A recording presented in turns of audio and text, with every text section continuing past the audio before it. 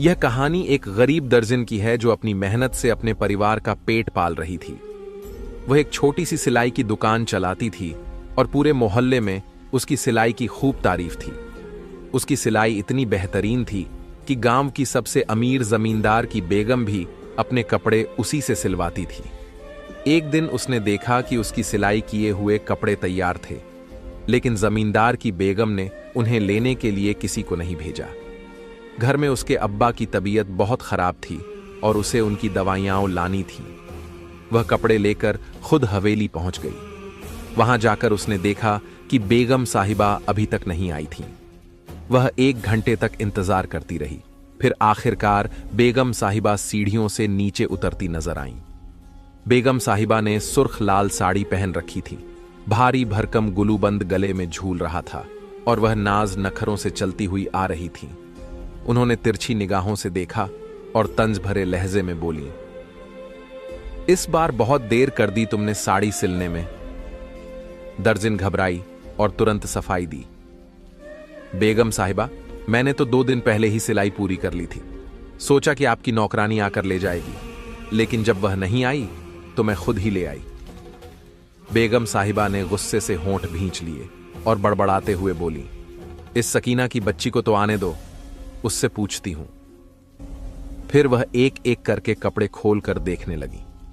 थोड़ी देर बाद उनकी त्योरियां कुछ कम हुई और तारीफ करते हुए बोली, सिलाई तो बहुत अच्छी की है, पहनकर देखूंगी कि फिटिंग ठीक है या नहीं। दर्जिन ने राहत की सांस ली। उसे लगा कि अब उसे मेहनत की मजदूरी मिल जाएगी। लेकिन तभी हवेली के एक कोने से शोरगुल उठा। ऐसा लग रहा था जैसे कोई बड़ा हंगामा हो गया हो। सारे मुलाजिम उस ओर दौड़ पड़े। किसी के हाथ में मोटा डंडा था तो किसी के हाथ में लाठी। बेगम साहिबा भी बेचैनी से उठ खड़ी हुई और चौकीदार को बुलाकर पूछा, क्या हुआ? चौकीदार घबराई आवाज में बोला, बेगम साहिबा, अभी अभी माली ने लॉन में बहुत बड़ा इच्छाधारी नाग देखा है। वह एक दरख्त से लिपटा हुआ बैठा था।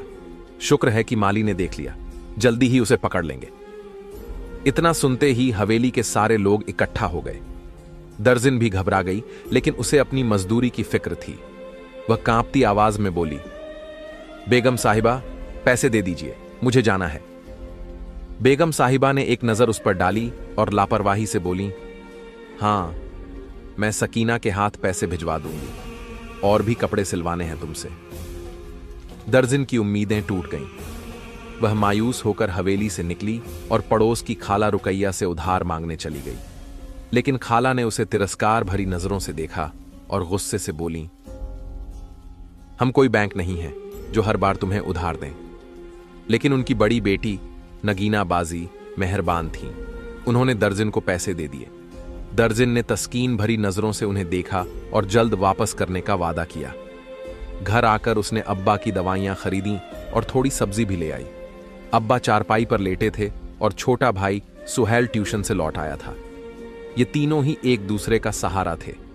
अम्मा का इंतकाल कब का हो चुका था और अब्बा मजदूर हो चुके थे।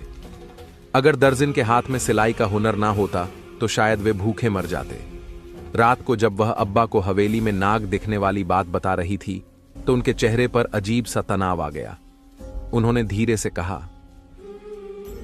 एक दिन तो उसे लौटना ही था।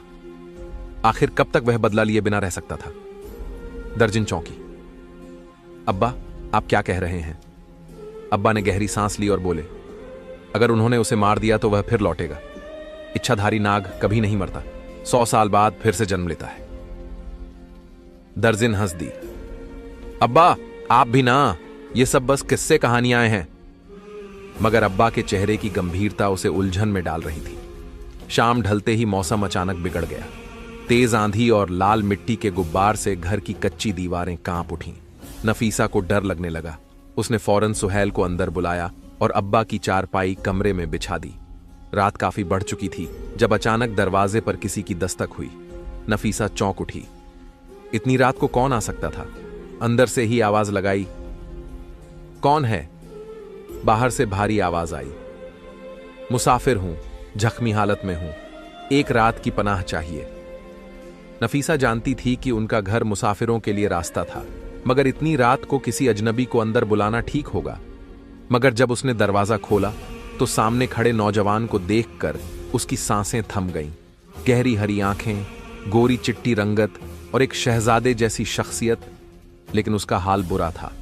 जिस्म पर जगह जगह गहरे जख्म थे, कपड़े खून में सने हुए थे। वह बोला, लोगों ने मारा है, कोई हिस्सा नहीं छोड़ा, लेकिन मैं भी उन्हें नहीं छोड़ूंगा। उसकी आवाज में अजीब सी दहशत थी। नफीसा ने दरवाजा खोलकर उसे अंदर आने दिया।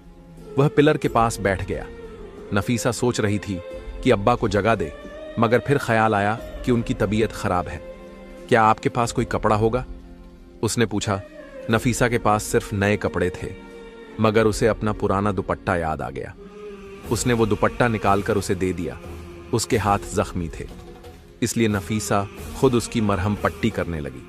उसका दिल जोर जोर से धड़क रहा था। इतनी करीबी से उसने पहले कभी किसी गैर मर्द को नहीं देखा था। वह चुपचाप बैठा था, जैसे अपना सब कुछ हार चुका हो। नफीसा ने उससे खाने का पूछा तो वह बोला, अगर थोड़ा खाना मिल जाए तो बड़ी मेहरबानी होगी। नफीसा ने जल्दी से रात का बचा हुआ खाना लाकर दे दिया। उसे देखकर वह सोचने लगी कि इतना खूबसूरत आदमी गांव में किसके घर आया होगा। उसकी आंखें किसी आम इंसान की नहीं लग रही थी। वह बोला, आपको मेरी वजह से आधी रात को तकलीफ हुई, इसके लिए माफी चाहता हूं, मगर क्या करूं, बड़ी मुश्किल से जान बचाकर यहां भागा हूं, वरना वह लोग मुझे मार डालते हैं। नफीसा परेशान हो गई। आपके दुश्मन इसी गांव के हैं। उसने सिर हिलाया। मैं ज्यादा कुछ नहीं बता सकता, मगर आप मुझ पर एक एहसान कर सकती हैं। जब तक मेरे जख्म ठीक ना हो जाए, मुझे इस घर में रहने दें और किसी को मेरे बारे में मत बताइएगा। नफीसा ने बिना सोचे कहा, आप जितने दिन चाहे यहां रह सकते हैं, हमारे घर में कोई आता जाता नहीं। वह तसना निगाहों से उसे देखता रहा, फिर जमीन पर लेट गया। शायद थकान हद से ज्यादा थी। नफीसा भी उसकी तरफ देखते देखते सो गई। सुबह जब उसकी आंख खुली तो वह घबरा गई। घर में उस अजनबी का नामो निशान तक नहीं था। उसने तो कहा था कि वह 3 दिन रहेगा, फिर अचानक कहां चला गया। यही सोचते हुए वह अब्बा और सुहेल के लिए नाश्ता तैयार करने लगी, लेकिन उसका दिल बेचैन था। जब उसके अब्बा ने अचानक उसे आवाज दी, उसने चाय का प्याला रखा और उनके पास चली गई। अब्बा के चेहरे पर हैरानी थी। यह सहन में अजीबोगरीब निशान कैसे हैं? अब्बा ने गंभीर लहजे में कहा। नफीसा ने उनकी निगाहों की सीध में देखा तो सच में फर्श पर अजीब से निशान थे। उसने अनजान बनते हुए कहा, अब्बा ना जाने किस चीज के हैं, आप ही बताइए, आप ज्यादा तजुर्बे का हैं। अब्बा ने गहरी सांस ली और बोले, ऐसे निशान तो खेतों में दिखते थे जहां नागों का बसेरा होता था। लगता है यहां से कोई नाग रंग कर गया है। अब्बा की बात सुनकर नफीसा के चेहरे का रंग उड़ गया, लेकिन अगले ही पल वह हंसने लगी। अब्बा नाग हवेली में था, यहां नहीं। आप मुझे डराने की कोशिश कर रहे हैं। अब्बा ने संजीदगी से कहा, डरा नहीं रहा बेटा, मैंने अपनी जिंदगी में बहुत कुछ देखा है। ये निशान मुझे नागों के ही लगते। नफीसा ने उनकी बात को हल्के में लिया, लेकिन उसके मन में कुछ सवाल उठने लगे। वह मन ही मन किसी और के बारे में सोच रही थी। आखिर वह कौन था, कहां चला गया? काश वह दोबारा लौट आए ताकि वह उसका नाम पूछ सके। इस बेचैनी के बीच उसने पड़ोस की खाला के बेटे की शादी के लिए कपड़े सिलने शुरू कर दिए। थोड़ी देर बाद खाला अपने कपड़े लेने आई। उन्होंने नफीसा को ध्यान से देखा और कहने लगी, तुझे तो सारी जिंदगी कंवारा ही रहना पड़ा। नफीसा हैरानी से उनकी तरफ देखने लगी। खाला ने ठंडी सांस भरी। देख एक तरफ, तेरा बाप मजदूर है, घर में खाने को कुछ नहीं। तेरा छोटा भाई अभी बच्चा है, ऐसे में तेरी शादी कैसे होगी? नफीसा ने धीमे स्वर में जवाब दिया, खाला, मुझे शादी की कोई जल्दी नहीं। मैं अपने अब्बा और भाई की जिम्मेदारी उठा लूं, यही मेरे लिए काफी है। खाला ने उसके सिर पर हाथ रखा। अल्लाह तुझे हिम्मत दे बेटी, लेकिन तुझे देखकर रहम आता है। नफीसा ने उनकी बातों पर कोई जवाब देना जरूरी नहीं समझा। उसे इस तरह की बातें सुनने की आदत हो गई थी। शाम को सुहेल ट्यूशन से लौटा और कहने लगा, बाजी ट्यूशन वाली फीस मांग रही थी। नफीसा ने उसकी तरफ देखा और सिर हिलाकर कहा, 1-2 दिन में मिल जाएगी। उसे मालिक पर गुस्सा आ रहा था, जिसने अभी तक नौकरानी के हाथ पैसे नहीं भिजवाए थे। शायद उसे फिर से जाना पड़ेगा। रात के वक्त जब वह कपड़े सिलाई कर रही थी, तभी उसके पीछे से एक धीमी मगर जानी पहचानी आवाज आई, कैसी हो तुम? वह चौंक गई। उसने गर्दन घुमाई और देखते ही उसके होश उड़ गए। वही नौजवान उसके सामने बैठा था। नफीसा घबराई हुई बोली, तुम अंदर कैसे आए? उसने दरवाजे की तरफ इशारा कर दिया। दरवाजा खुला रह गया था। नफीसा के पैरों तले जमीन खिसक गई। उसने तो सुहेल को ताकीद की थी कि दरवाजा अच्छी तरह बंद कर दे। घबराते हुए उसने जल्दी से दरवाजा बंद कर दिया। तुमने कहा था कि 3 दिन तक रहोगे, फिर कहां चले गए थे? नफीसा ने पूछा। नौजवान हल्का सा मुस्कुराया, तो तुम मेरा इंतजार कर रही थी। नफीसा को उसकी बात पर शर्मिंदगी महसूस हुई। शायद उसने उसकी बेचैनी को भांप लिया था। फिर उसने धीमे लहजे में कहा, मैं तुम्हारी भलाई के लिए ही चला गया था। अगर इस घर में किसी ने मुझे देख लिया तो मुश्किल खड़ी हो जाएगी। नफीसा उसे देखते हुए बोली, क्या तुम्हें कुछ खाने के लिए चाहिए? नौजवान ने हां में सिर हिलाया। अगर थोड़ा सा दूध मिल जाए तो नफीसा ने बिना कुछ कहे अब्बा के लिए रखा हुआ दूध लाकर उसे दे दिया। उसने देखा कि वह दूध इस तरह पी रहा था जैसे उसे इसकी सख्त जरूरत थी। दूध खत्म करके उसने खाली प्याला लौटा हुए कहा, तुम बहुत मेहरबान लड़की हो। नफीसा उसकी बात सुनकर चुप रही, मगर मन में बहुत कुछ चल रहा था। वह उससे पूछने लगी, तुम्हारे दुश्मन कौन हैं? मुझे बताओ, मैं तुम्हारी मदद कर सकती हूं। नौजवान ने नफीसा की बात को टालते हुए कहा, नहीं, मुझे अपना बदला खुद लेना है, बस थोड़ा वक्त चाहिए। नफीसा उससे बातें करने में इतनी मसरूफ थी कि उसे अब्बा की आवाज सुनाई ही नहीं दी। मरियम, मरियम बेटी, इधर आओ। अब्बा की आवाज आई। नफीसा घबराकर उठी और अंदर चली गई। अब्बा कहने लगे, बेटा, इतनी देर से देख रहा हूं, बाहर बैठकर किससे बातें कर रही हो? तुम्हारी आवाज तो साफ सुनाई दे रही थी। नफीसा का दिल जोरों से धड़कने लगा। उसने सहन में झांका, लेकिन वहां कोई नहीं था। वह कहीं चला गया था। जल्दी से खुद को संभालते हुए उसने कहा, अब्बा, किसी से नहीं आपको वहम हुआ होगा। अब्बा बेचैनी से बोले, नहीं, मैंने देखा, ऐसा लग रहा था जैसे कोई तुम्हारे सामने बैठा है। नफीसा ने बड़ी मुश्किल से उन्हें समझाया कि उन्हें कोई वहम हुआ है।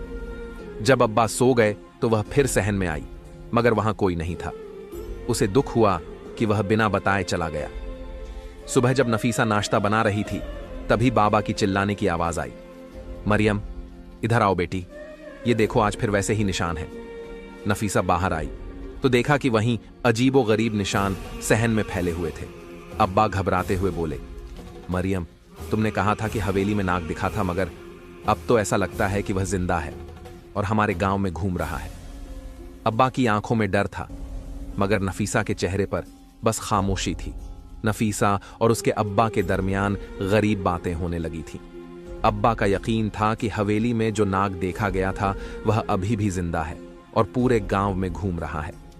यह सुनकर नफीसा परेशान हो गई और कहने लगी, अब्बा, वह सांप तो हवेली के मुलाजिमों ने मार दिया था, लेकिन अब्बा को उसकी बात पर यकीन नहीं हो रहा था। उसी दिन नफीसा ने अब्बा से कहा, मालकिन ने अभी तक मेरी सिलाई के पैसे नहीं भिजवाए हैं, मुझे नगीना बाजी के पैसे वापस करने हैं, तो मैं हवेली जा रही हूं। उसने सुहेल का बनाकर रख दिया और पैदल ही हवेली की ओर चल पड़ी। रास्ता कठिन और सुनसान था, लेकिन उसे महसूस हो रहा था कि कोई उसका पीछा कर रहा है। हवा में अजीब सी सरसराहट थी, जबकि चारों ओर हब्स फैली हुई थी। नफीसा ने पलटकर देखा तो हैरान रह गई। वह उसके सामने खड़ा था। उसकी आंखों में वही चमक थी जो हमेशा नफीसा को बेचैन कर देती थी। वह मुस्कुराते हुए बोला, जहां तुम जाओगी वहां मैं भी पहुंच जाऊंगा ना? सासा ने उसे सवालिया नजरों से देखा और बोली, तुम हवेली क्यों नहीं जा सकते? क्या वहां किसी से दुश्मनी है? उसने सिर हिला दिया और बोला, जल्द ही तुम्हें सब पता चल जाएगा, लेकिन जब तक सच्चाई सामने आएगी हो सकता है कि मैं इस गांव में ना रहूं। नफीसा ने घबरा कर कहा, खुदा ना करे तुम हमेशा यहीं रहो। उसके दिल की धड़कनें तेज हो रही थीं, लेकिन वह जल्दी से हवेली की ओर बढ़ गई। जैसे ही हवेली पहुंची, मालकिन ने उसे देखकर कहा, मैं तुम्हारे पैसे देना भूल गई थी। आजकल हवेली में बहुत परेशानियां चल रही हैं। वह सिर पकड़कर बैठी थी और सकीना को आवाज दी, जाओ मेरे कमरे से पर्स उठा लाओ। सकीना ने नफीसा को गुस्से से देखा और जब नफीसा बाहर निकली तो पीछे से बोल पड़ी, तुझे अब भी सुकून नहीं? हवेली में इतनी परेशानियां हैं और तू अपने पैसे लेने आ गई। नफीसा ने तमतमाते हुए कहा, शर्म कैसी, मैं घर चलाने वाली हूं, हमारे घर में खाने के भी लाले पड़े हैं। सकीना फिर ताने देते हुए बोली, यहां तो मालकिन को अपने बेटे और शौहर की पड़ी हुई है। पूरा खानदान खतरे में है। मालकिन बार बार कहती रहती है कि जिसका डर था वही हुआ। 3 दिन से हवेली में किसी ने कुछ नहीं खाया। नफीसा यह सुनकर और भी परेशान हो गई। आखिर ऐसी कौन सी आफत आ गई थी कि हवेली के लोग खाने तक से दूर हो गए थे। जब वह घर पहुंची तो देखा कि चाचा फजलदीन अब्बा के पास बैठे थे। वे हवेली के मुलाजिम थे और अक्सर अब्बा से मिलने आ जाते थे। दोनों धीरे धीरे बातें कर रहे थे। नफीसा ने सुना कि चाचा फजलदीन कह रहे थे, कल बहुत बड़े सपेरे को बुलाने वाले हैं। वह 7वें गांव में रहता है, 90 साल का हो गया है। वह जहां जाता है वहीं बता देता है कि नाग कहां छिपा है। नफीसा यह सब सुन रही थी और भीतर ही भीतर डर भी रही थी। अब्बा कहने लगे, बुरे काम का बुरा नतीजा होता है। उन्हें सोचना चाहिए था कि 20 साल बाद वह फिर लौटेगा और तबाही मचाएगा। वे दोनों कोई गहरी बात कर रहे थे, लेकिन नफीसा को उसमें शामिल नहीं किया। दूसरे दिन खबर फैली कि सपेरा गांव में आ चुका है। पूरा गांव उस नाग को ढूंढ रहा था जो हवेली में घुस आया था और जिसे मारने की कोशिश की गई थी, लेकिन वह घायल होकर कहीं गायब हो गया था। ना तो हवेली में था और ना ही गांव में उसका कोई सुराग मिल रहा था। इसी वजह से जमींदार ने सपेरे को बुलवाया था। आधी रात को जब नाफीसा बिस्तर पर लेटी थी तो उसे सहन में सरसराहट महसूस हुई। उसकी आंखें फौरन खुल गईं। वह घबराकर बाहर आई और जो देखा उससे उसकी आंखें फटी की फटी रह गईं। वह नौजवान कोने में सहमा हुआ बैठा था। उसकी हालत देखकर नाफीसा बेचैन हो गई। उसने पूछा, तुम यहां कैसे आए? लड़का घबराई हुई आवाज में बोला, मैं दीवार कूद कर आया हूं। अगर ऐसा ना करता तो वे लोग मेरी जान ले लेते। नाफीसा ने उसके जख्मों के बारे में पूछा। लड़के ने हल्की मुस्कान के साथ कहा, मैं बिल्कुल ठीक हूं, लेकिन तुम्हें एक बात कहना चाहता हूं। तुम बहुत खूबसूरत हो, बिल्कुल मेरी रूपा जैसी। यह सुनकर नाफीसा चौंक गई। उसने पूछा, रूपा कौन थी? लड़के की हरी आंखें आंसुओं से भर आईं। वह मेरी मोहब्बत थी। तुम्हारी आंखें बिल्कुल उसी जैसी हैं।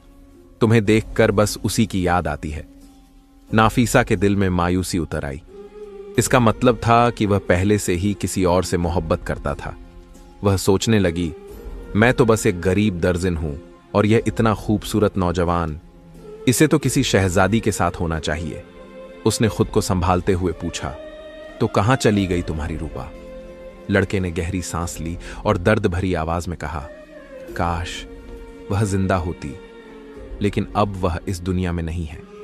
उसकी आवाज में इतना दर्द था कि नाफीसा का दिल पसीज गया। रूपा सच में बहुत खुशकिस्मत थी जिससे यह नौजवान इतनी मोहब्बत करता था। लड़के की आंखों में गुस्से की चमक आ गई। मेरी रूपा को मुझसे छीना गया था, उसने कड़वे लहजे में कहा। इस बात का सदमा मेरी रूह को खा गया है।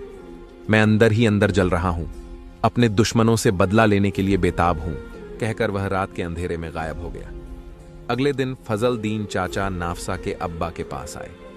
वह कहने लगे, चलो आज सपेरा पूरे गांव में नाग को तलाश करेगा, तुझे भी यह तमाशा देखना चाहिए। अब्बा पहले तो इनकार करने लगे, लेकिन फजलदीन ने उनके कान में कुछ कहा और वह फौरन तैयार हो गए। थोड़ी देर बाद फजलदीन और अब्बा बाहर गए, लेकिन जब लौटे तो अब्बा बेचैन थे।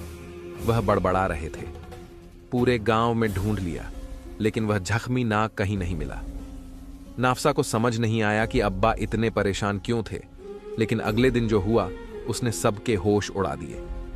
हवेली का मालिक अपने आदमियों के साथ उनके दरवाजे पर खड़ा था। उसके साथ एक बूढ़ा सपेरा भी था। हवेली का मालिक गुस्से से गरजा, नूरुद्दीन, तूने उस नाग को इस घर में छुपाकर रखा है। फजलदीन ने सब बता दिया है। अब्बा का सिर झुका हुआ था। उन्होंने धीरे से कहा, मैं कुछ नहीं जानता। मालिक हंस पड़ा, अगर मेरी बात सच निकली तो सजा के लिए तैयार रहना। मैं मुर्दों को भी कब्र से निकाल सकता हूं। तभी सपेरे की बीन गूंज उठी। अचानक दीवार के पास एक लंबा मोटा नाग दिखाई दिया, लेकिन वह झाड़ियों के पीछे जाकर गायब हो गया। पूरा गांव उसके पीछे दौड़ा, लेकिन वह नहीं मिला। नाफसा कांप रही थी। उसने अब्बा से पूछा, यह सब क्या हो रहा है? हवेली का मालिक आपको इस तरह क्यों कह रहा था? अब्बा ने गहरी सांस ली और बोले, क्योंकि मैं उसके बहुत से राज जानता हूं। नाफसा हक्का बक्का रह गई। तो क्या आप भी सपेरे थे? अब्बा ने सिर झुका लिया। यह 20 साल पुरानी बात है, जब इस गांव में मेरी और उस चौधरी की बहुत चर्चा थी। मैं एक बहुत बड़ा सपेरा था, लेकिन फिर एक हादसे के बाद मैंने यह काम छोड़ दिया। उन्होंने आगे कहना शुरू किया, हमारा गांव उस जगह पर था जहां रेत की जमीन में दर्जनों सांप और नाग रेंगते नजर आते थे। उसी वक्त हवेली भी नई नई तामीर हुई थी, लेकिन हवेली के एक खुफिया कोने में एक नाग जोड़ा भी आबाद हो गया। वे दोनों अपनी दुनिया में मग्न थे, न जाने वहां कौन सी तपस्या कर रहे थे, लेकिन हवेली के मालिकों ने उन्हें देख लिया। उन्हें लगा कि यह नाग जोड़ा उनके लिए खतरा बन सकता है, इसलिए वे उन्हें जान से मारना चाहते थे। अब्बा कुछ देर के लिए रुके, फिर बोले, मैं हमेशा अपने अब्बा के साथ रहता था। मुझे आज भी वह दिन याद है जब हवेली के मालिक ने अब्बा को बुलाया था। उन्होंने कहा था कि इस जोड़े को खत्म कर दो। अब्बा ने उनकी बात सुनते ही साफ इनकार कर दिया। वह बोले, हरगिज नहीं, मैं यह काम नहीं कर सकता। अगर एक नाग मरेगा तो उसकी नागिन सदियों तक तुम्हारा पीछा करेगी, और अगर नागिन मरेगी तो वह नाग तुम्हारा पीछा कभी नहीं छोड़ेगा, कभी ना कभी लौट कर जरूर वापस आएगा। अब्बा की इस बात पर हवेली के मालिकों को शदीद गुस्सा आ गया। उस वक्त तो वे चुप हो गए, लेकिन मैं क्या जानता था कि शहर से वापस गांव की तरफ लौटते हुए अचानक डेरे के कुछ लोग मुझे अगवा कर लेंगे। वे जबरदस्ती मुझे अपनी हवेली में ले गए और कहने लगे, तू भी अपने सपेरे बाप का बेटा है, अब यहां बीन बजा, हम भी देखते हैं कि वह नाग और नागिन कहां छुप कर बैठे हैं। अब्बा ने इस बात से साफ इनकार कर दिया था। वे उस नाग जोड़े को नुकसान नहीं पहुंचाना चाहते थे, लेकिन मुझे गिरफ्तार कर लिया गया, तो अब मैं उनकी बात मानने पर मजबूर था। उस रात एक बहुत ही खौफनाक कहानी रची गई। जैसे ही मैंने बीन बजानी शुरू की, वे दोनों झूमते हुए बाहर आ गए। वे बहुत कम उम्र के और मासूम लग रहे थे। बेहद खूबसूरत सुनहरी रंग की वह नाग और नागिन की जोड़ी आज भी मेरी नजरों से ओझल नहीं हुई। मैं यह खौफनाक मंजर देख रहा था। जैसे ही मैंने उन्हें बाहर निकलते देखा, मैं फौरन वहां से भाग निकला। लेकिन मैं क्या जानता था कि इस रात वह नागिन अपनी जिंदगी की बाजी हार जाएगी। हवेली के मालिक के हुक्म पर उसके आदमियों ने उस नागिन को मार डाला, जबकि नाग अपनी जान बचाने के लिए न जाने कहां छुप गया। हवेली में जश्न मनाया जाने लगा, क्योंकि नाग नागिन की जोड़ी से हवेली पाक हो चुकी थी। अब उन्हें कोई खतरा नहीं था। कई साल गुजर गए। अचानक अब्बा का इंतकाल हो गया। मैं अब भी वहीं काम कर रहा था, लेकिन एक दिन एक जहरीले नाग ने मुझे डस लिया। मैं वहीं गिर पड़ा। शुक्र था कि जहर मेरे पूरे बदन में नहीं फैला, सिर्फ मेरी टांगों को मुतासिर किया। आज मैं बिस्तर पर मजबूर होकर लेटा हूं। लेकिन आज जो बढ़ेरा घर आया है, वह समझ गया था कि हमारे घर में वह नाग मौजूद है। उसकी आहटें मैं भी पहचानने लगा था। जब भी तू मुझसे पूछती कि अब्बा जमीन पर ये निशान कैसे हैं, या जब मैं तुझसे पूछता कि ये निशान कहां से आए, तो तू इस बात से इनकार कर देती। तुझे मालूम ही नहीं था कि ये निशान कैसे हैं, लेकिन मैं उसकी आहटों और निशानों को अच्छी तरह पहचानने लगा था। वह नाग हमारे ही घर में था। फिर मैंने उसकी जान बचाने की कोशिश की और किसी को यह बात नहीं बताई। मैं उसे 2-3 दफा दीवार पर रेंगते देख चुका था, लेकिन आज वह यहां से भाग गया है। न जाने अब वह मेरा क्या हाल करेगा। मुझे डर है कि कहीं लोग उसे भी न मार डालें, लेकिन वह पहले से बहुत ज्यादा ताकतवर होकर आया है। हो सकता है कि अपनी ताकत से इस गांव में तबाही मचा दे। जब अब्बा ने मुझे यह कहानी सुनाई, तो अचानक डेरे के आदमी आए और गुस्से में कहने लगे, एक बार फिर वह बच निकलने में कामयाब हो गया, लेकिन हम उसे तलाश करके ही रहेंगे। तू पहले की तरह उस नाग जोड़ी की जान बचाना चाहता है। तू ही असल में हमारा दुश्मन है, तभी तो तूने उस नाग को अपने घर में छुपा लिया था। अब्बा ने उनकी बात का जवाब देना भी मुनासिब न समझा। वे फुंकारते हुए, धमकी देते हुए वहां से चले गए। मैं अब्बा को तसल्ली देने लगी, ऐसा कुछ नहीं होगा। जब हमने कुछ किया ही नहीं है, तो फिर लोग हमारा कुछ नहीं बिगाड़ सकते। अब्बा के चेहरे पर कोई फिक्र या गम नहीं था। रात को मैं सिलाई मशीन पर बैठी अपने कपड़े सिल रही थी, जब अचानक मुझे अपने पीछे आहट महसूस हुई। मैंने देखा, हरी आंखों वाला वह खूबसूरत नौजवान मेरे पीछे ही बैठा था। तुम यहां क्या कर रहे हो? मैंने हैरान होकर पूछा। वह मुस्कुराया और बोला, मैं तुमसे आखिरी बार मिलने आया हूं। यह सुनकर मेरी आंखों में आंसू आ गए। मैं उससे पूछने लगी, क्या तुम यह गांव छोड़कर जा रहे हो? उसने कहा, हाँ, मेरा इंतकाम पूरा हो गया है। सुबह तक उस हवेली में हंगामा मचा होगा, लेकिन क्या तुम यह जानना नहीं चाहोगी कि मैं कौन हूं और तुम्हारे सामने बार बार क्यों आता रहा? उसकी बात सुनकर मेरा दिल तेजी से धड़कने लगा। मैं उसे कहना चाहती थी कि यह मेरे दिल की आवाज थी। वह बार बार मेरे सामने आ रहा था, क्योंकि सच में ही मैं उसे दिल ही दिल में मोहब्बत करने लगी थी। फिर उसने मुझे गौर से देखा और कहने लगा, तुम अपने अब्बा से पूछ लेना मेरे बारे में कि मैं कौन हूं। वे मुझे न सिर्फ जानते हैं बल्कि पहचानते भी हैं। अचानक उसकी आंखें चमकने लगीं। इसके धोखे में मत आओ बेटी, यह इंसान नहीं बल्कि एक इच्छाधारी नाग है। अचानक मेरे पीछे अब्बा की आवाज आई। मैं खौफजदा होकर पलटी तो देखा कि अब्बा मेरे पीछे ही खड़े थे। उसकी हरी आंखें रंग बदल रही थीं, लेकिन वह अब्बा को मोहब्बत भरी नजरों से देख रहा था। फिर वह अब्बा के सामने जाकर खड़ा हुआ और कहने लगा, नूरदीन, तूने पहले भी मेरी जान बचाने की कोशिश की थी और आज भी तूने मेरी जान बचाई। इसके लिए मैं तेरा शुक्रगुजार हूं, लेकिन तू मेरी नागिन को न बचा सका। तेरी वजह से वह मर गई। यह बाद में मुझे पता चला कि तूने उसे बचाने की कोशिश की थी। मुझे अफसोस है कि मैंने अपना जहर तेरे जिस्म में छोड़ दिया था, लेकिन तू बच गया। यह तेरी खुशकिस्मती थी। अब मैं जा रहा हूं। तेरी यह बेटी बहुत ही अच्छी है। मैं चाहता हूं कि इसकी किस्मत भी इसी के जैसी खूबसूरत हो। जाते जाते तुम्हारे घर में एक चीज छोड़कर जा रहा हूं जो तुम्हारे लिए और तुम्हारी बेटी के लिए बेहतरीन साबित होगी। यह कहकर उसने एक आखिरी नजर मुझ पर डाली और अचानक ही नाग बनकर घर से इस तरह रेंगता हुआ चला गया जैसे वह कभी आया ही नहीं था। मैं वहीं सन्न खड़ी थी। मुझे अभी तक यकीन नहीं आ रहा था कि मेरे सामने आने वाला वह खूबसूरत नौजवान जो हमारे ही घर में हर वक्त मौजूद रहता था, एक इच्छाधारी नाग था। फिर खबर आई कि हवेली का मालिक मर गया। उसे किसी जहरीले नाग ने डस लिया था। यह खबर सबके लिए बहुत बड़ी थी। अब्बा कहने लगे, हम यह गांव छोड़कर चलते हैं, इससे पहले कि लोग इल्जाम हमारी तरफ लगाएं। हमने जल्दी जल्दी अपना सामान समेटा, लेकिन तभी मेरी नजर एक चमकती हुई खूबसूरत चीज पर पड़ी। मैंने उसे उठाया तो अब्बा पहचान गए। यह हीरा है जो नाग हमारे लिए छोड़